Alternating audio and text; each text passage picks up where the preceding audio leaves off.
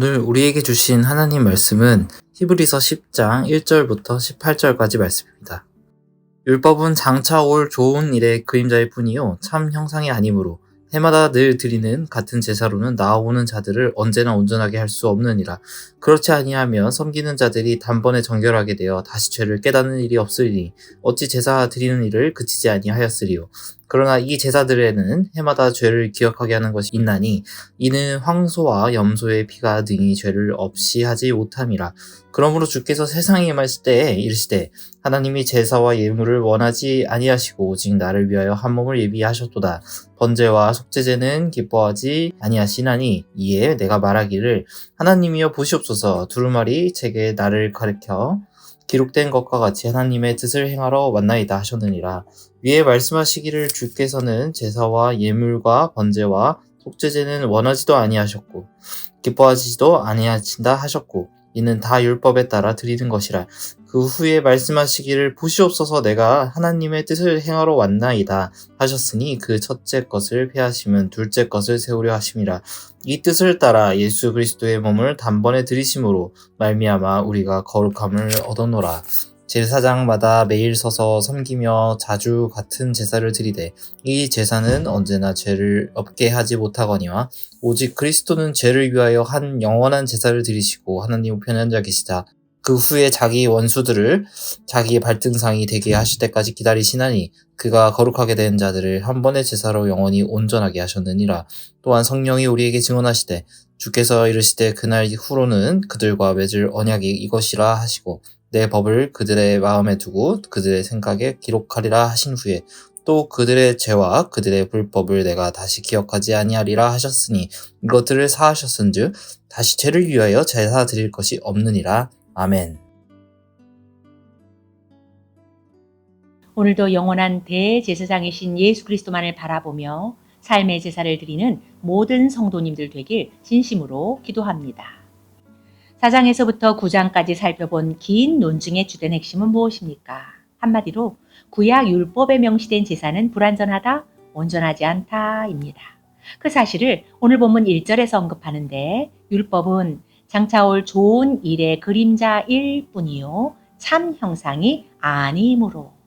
여기서 말하는 율법은 율법에 제정된 제사법을 뜻하는 것으로 이 율법의 역할은 단지 참 형상, 실체가 있다는 것을 알려주는 그림자임을 의미합니다. 그래서 율법에 명시된 매일 드리는 제사, 자주 드리는 제사로는 그 누구도 자신의 죄에서 깨끗이 씻음받을 수 없고 온전히 용서받을 수 없기에 1절, 4절, 11절에 반복적으로 언급하면서 구약 제사의 한계성을 분명하게 드러냅니다. 1절에 해마다 늘 드리는 같은 제사로는 나오는 자들을 언제나 온전하게 할 수 없느니라. 4절에 이는 황소와 염소의 피가 능히 죄를 없이 하지 못함이라. 11절에 이 제사는 언제나 죄를 없게 하지 못하거니와.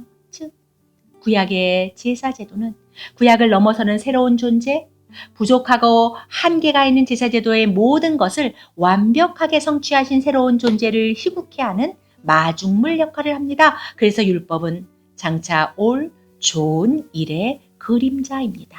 그렇다면 하나님께서 그림자인 율법을 통해 우리에게 그토록 보여주기를 원하셨고 백성들로 하여금 제사를 드릴 때마다 간절히 바라보기를 원하셨던 장차 올 좋은 일, 참 형상, 완전하고 온전한 그 실체는 무엇입니까? 이번에 히브리서 기자는 이스라엘 최고의 왕 다윗을 등장시키면서 참 형상에 대한 이야기를 풀어가는데 본문 5절부터 7절입니다. 그러므로 주께서 세상에 임하실 때에 이르시되 하나님이 제사와 예물을 원하지 아니하시고 오직 나를 위하여 한 몸을 예비하셨도다. 번제와 속죄제는 기뻐하지 아니하시나니 이에 내가 말하기를 하나님이여 보시옵소서. 두루마리 책에 나를 가리켜 기록된 것과 같이 하나님의 뜻을 행하러 왔나이다 하셨느니라. 이 말씀은 다윗의 시 시편 40편을 인용한 것으로 오늘 본문 6절에 인용된 시편 40편 6절을 보면 주께서 내 귀를 통하여 내게 들려주시기를 제사와 예물을 기뻐하지 아니하시며 번제와 속죄제를 요구하지 아니하신다 하신지라. 구약시대 가장 중요한 요소인 제사와 예물을 하나님이 기뻐하지 않으시고 번제와 속죄제를 하나님이 요구치 않으신다? 하나님이 다윗의 귀에 들려주신 이 말씀이 수긍이 되시나요? 하나님은 왜 구약의 근간을 뒤흔드는 이토록 파격적인 말씀을 다윗에게 들려주셨을까요? 자세히 보니 하나님이 다윗에게 놀랍고 충격적인 이 말씀을 들려주실 그때 누군가의 이야기가 삽입되는데 오늘 본문 7절에서 인용하고 있는 시편 40편 7절입니다. 그때 내가 말하기를 내가 왔나이다. 나를 가리켜 기록한 것이 두루마리 책에 있나이다. 두루마리 책은 구약 전체를 의미하고 구약 전체는 오실 그리스도 오직 약속의 메시아에 대한 선포로 여기서 나는 오실 메시아 자신을 뜻합니다. 바로 다윗은 하나님으로부터 메시아에 대한 자기 계시적 음성을 들은 것입니다. 그렇다면 다윗은 언제 어떤 상황에서 메시아적 계시를 듣는 놀라운 은혜를 입게 되었을까요? 40편 2절 3절입니다. 나를 기가 막힐 웅덩이와 수렁에서 끌어올리시고 내 발을 반석 위에 두사 내 걸음을 견고하게 하셨도다. 새 노래 곧 우리 하나님께 올릴 찬송을 내 입에 두셨으니 많은 사람이 보고 두려워하여 여호와를 의지하리로다. 다윗이 무슨 일을 겪었기에 기가 막힐 웅덩이와 큰 수렁에 빠졌고 그 후에 다윗이 도대체 어떤 경험을 했기에 그의 발이 반석에 굳게 섰고 지금까지의 노래와는 다른 새 노래로 다윗은 하나님을 찬양했을까요? 한 걸음 더 나아가 다윗이 얼마나 달라지고 새로워졌기에 다윗의 변화된 모습을 본 많은 사람들이 여호와를 두려워하며 여호와를 의지하게 되었을까요? 우리는 그 근거를 다윗이 쓴 시편 51편에서 찾아볼 수 있습니다. 다윗은 밧세바와 동침한 후 자신의 죄를 감추기 위해 그녀의 남편이요 다윗의 충신인 우리아를 죽입니다. 다윗은 모든 것이 깔끔히 해결되었다고 생각했겠지만 그러나 하나님이 이 모든 것을 다 보셨고 다 알고 계시니 과연 다윗은 무사할 수 있을까요? 죄를 추호도 용납지 않으시는 하나님은 나단 선지자를 통해 다윗이 저지른 엄청난 죄를 지적하십니다. 나단 선지자의 지적을 받은 다윗은 완전히 무너지고 자신의 죄로 인해 처절하게 바닥을 쳤을 때 다윗이 눈물로 기도하는데 51편 1절부터 5절입니다. 하나님이여 나의 죄악을 말갛게 씻기시며 나의 죄를 깨끗이 제하소서. 무릇 나는 내 죄가를 아오니 내 죄가 항상 내 앞에 있나이다. 내가 죄악 중에서 출생하였으며 어머니가 죄 중에서 나를 잉태하였나이다.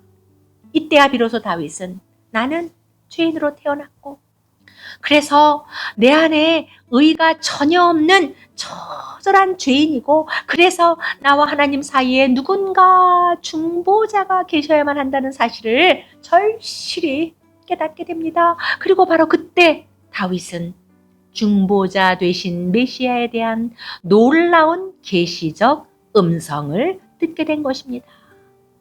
그리고 하나님은 제사와 예물을 원하지 않으시고 번제와 속죄제를 기뻐하지 아니하신다는 구약의 근간을 뒤흔드는 이 파격적인 말씀의 의미를 비로소 깨달았기에 다윗이 이렇게 고백합니다. 시편 40편 17절입니다. 하나님께서 구하시는 제사는 상한 심령이라. 하나님이여 상하고 통회하는 마음을 주께서 멸시하지 아니하시리이다. 하나님은 다윗을 통해 오늘날 우리가 드려야 할 진정한 예배의 모습을 보여주십니다. 자신의 죄를 처절히 깨닫고 자신의 죄를 철저히 통회하고 자복하는 상한 심령으로 오직 우리의 중보자 되신 메시아 예수 그리스도의 이름으로 하나님께 나아간 다윗의 심전과 다윗의 모습으로 하나님을 예배해야 함을 말씀하십니다. 단지 죄를 가리우고 죄를 기억할 뿐 결코 죄를 사하지 못하는 그래서 자주 드려야 하는 구약의 불완전한 제사는 더 이상 필요가 없습니다. 우리의 죄를 사해 주시기 위해 스스로 온전한 제물이 되셔서 단 한 번의 제사로 영원히 유효한 제사를 드리신 완전하고 영원한 우리의 대제사장 예수 그리스도만을 고백하고 기억하고 바라보며 나아가는 것이 바로 예배입니다. 그리고 제사함에 대한 기쁨과 감사로 마음을 다해 찬양의 제사를 올려드리는 것이 참 예배입니다. 나 같은 죄인 살리신 주 은혜 놀라워 잃었던 생명 찾았고 광명을 얻었네. 큰 죄악에서 건지신 주 은혜 고마워. 나 처음 믿은 그 시간 귀하고 귀하다. 아멘. 날마다 이 고백으로 삶의 제사를 드리고 매 주일마다 이 고백으로 기쁨과 감사와 찬양의 제사를 드리는 우리 모두가 되기를 간절히 소망합니다. 아멘.